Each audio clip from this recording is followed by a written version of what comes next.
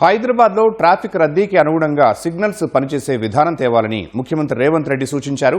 వాతావరణ మార్పులకు అనుగుణంగా ట్రాఫిక్ రద్దీని క్రమబద్ధీకరించేలా ఆర్టిఫిషియల్ ఇంటెలిజెన్స్ ఏఐకి అనుసంధానించాలని తెలిపారు. ఎంసీహెచ్ఆర్డీలో సీఎం రేవంత్ రెడ్డితో అనలాగ్ వ్యవస్థాపక CEO Alex కిప్మ్యాన్, mega engineering company MD Krishna Reddy భేటీ అయ్యారు.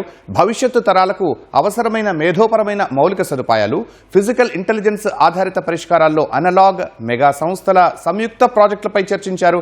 హైదరాబాద్ ట్రాఫిక్ రద్దీ నియంత్రణ పైలట్ ప్రాజెక్టు వివరాలని ముఖ్యమంత్రికి అందించారు. భాగ్యనగరంలో ఎదురయ్యే సమస్యలకు సత్వర పరిష్కారానికి ఉపయోగపడే సాంకేతిక పరిజ్ఞాన వినియోగంపై వివరించారు.